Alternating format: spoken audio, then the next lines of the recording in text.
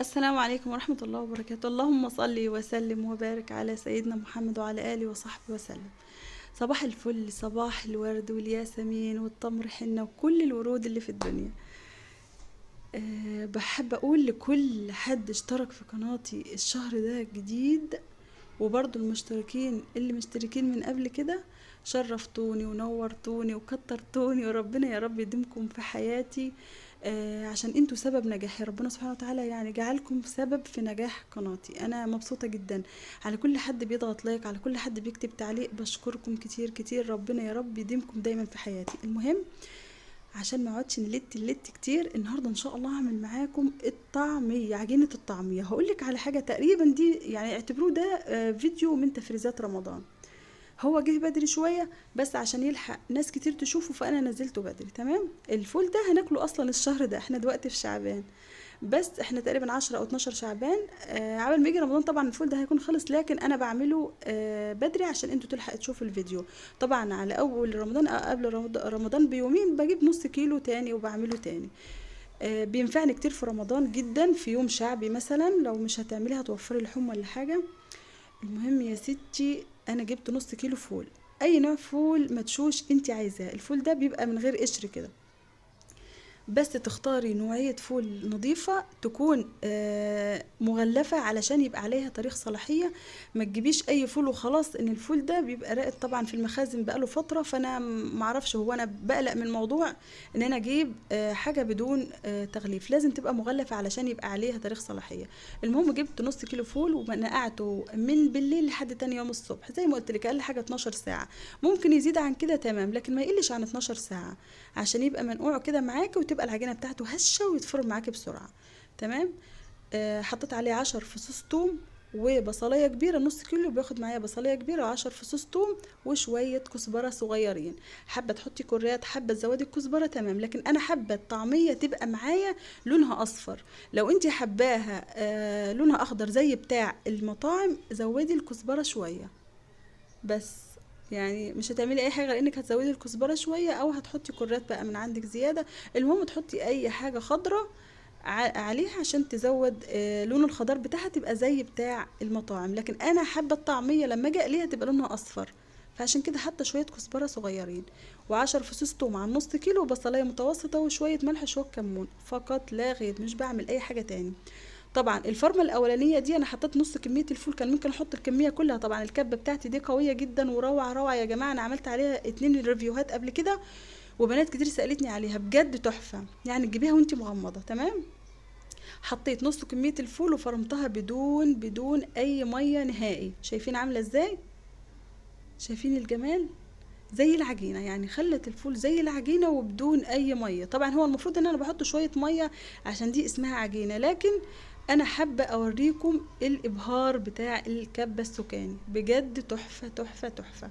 يا ريت اللي بيشوف الفيديو شيره او تنزلي الفيديو عندك علشان تتاكدي من اسم الكبه. حابه اقول ايه تاني؟ اللهم صل وسلم وبارك على سيدنا محمد. كده فرط معايا الفول بدون اي ميه يا بنات، بدون اي سايل خالص، انا ما حطيتش اي نوع سوائل خالص.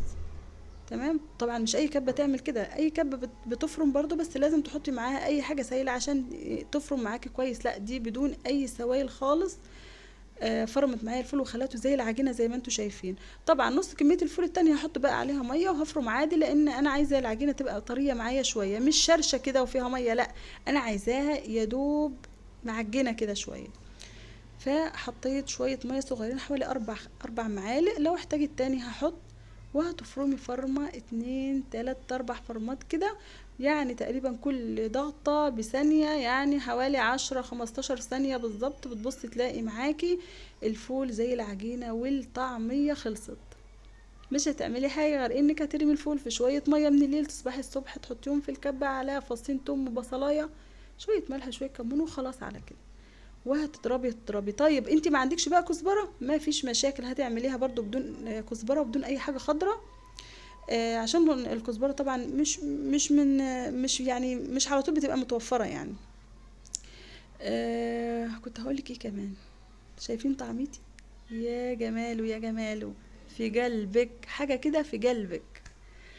حاجة كده الصبح جميلة كده في شوية زيت وترمي الطعمية، هتبقى بصوا روعة روعة روعة. صحية، نظيفة، سريعة، فطار جميل شعبي، مشبع يعني، شوية سلطة كمان كده جنب الطعمية وخلص الموضوع. تعملي سندوتشات، جوزك ماشي الشغل، تعملي له في شقتين عيش كده وتحطي له قرصين طعمية على شوية سلطة والدنيا تمام. هتحطي تعملي لولادك هم ماشيين المدرسة، هتفطروا في البيت. بصي، في طقة غدا تعمليها، في طقة عشاء تبقى عندك العجينة راقدة متوفرة في الفريزر.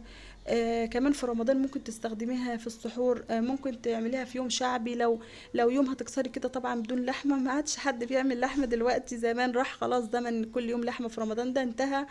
فربنا يا رب يعافينا ويعافيكم، هنعمل ايه طيب. المهم، هتنفعك في رمضان.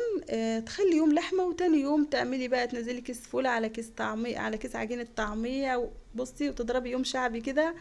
أكلة حلوة وجميلة ولذيذة وسهلة وسريعة، مش بتاخد أي وقت ولا مجهود معاكي ولا مكلفة. تمام. هجيبي بقى أكياس فول وتحطي على حسب الكميات اللي انتي عايزاها، على حسب بقى عدد اسرتك طبعا. شوفي انتي بتحتاجي قد ايه. انا عايزه اقول لكم ان النص كيلو قطع معايا حوالي آه يعني بحوالي 90 جنيه بالظبط، طعم عجينة. يعني انا الكيس ده مش بتشتريه بأقل من 10 جنيه ابدا، مش اقل من 10 جنيه خالص. كنت زمان بجيب ب5، دلوقتي قال لي مفيش ب5، بتجيبي ب10 على طول. الكيس ده اقل حاجة ب10 جنيه. تمام. في بقى حطيت بقى اكياس كبيره واكياس صغيره. المهم ان انا عديت الاكياس، لقيت ان انا بحوالي 85 او 90 جنيه عجينه.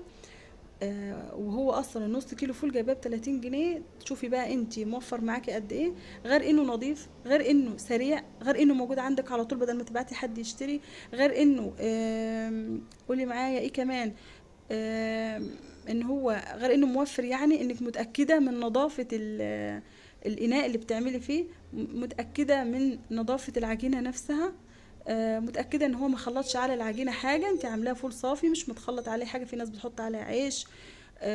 يعني بصي، ملخص الفيديو ان اعملي كل حاجة في البيت، توفري جهد وتوفري وقت وتوفري مصاريف وتوفري كمان، وكمان توفري لولادك حاجة نظيفة افضل من حاجات المطاعم اللي بره. يا رب يا رب، اتمنى يكون بقدم حاجة مفيدة، اتمنى يكون المحتوى بتاعي مرغوب فيه، اتمنى يكون الفيديو خفيف كده على قلبكم وانتوا بتشاهدوا الفيديو بتستمتعوا بيه. واتمنى كمان انك تضغطي لايك وانتي قاعدة. ما تنسيش اللايك، بفكركم كتير، لان نجاح القناة متوقف يا بنات على اللايك. اضغطي لايك.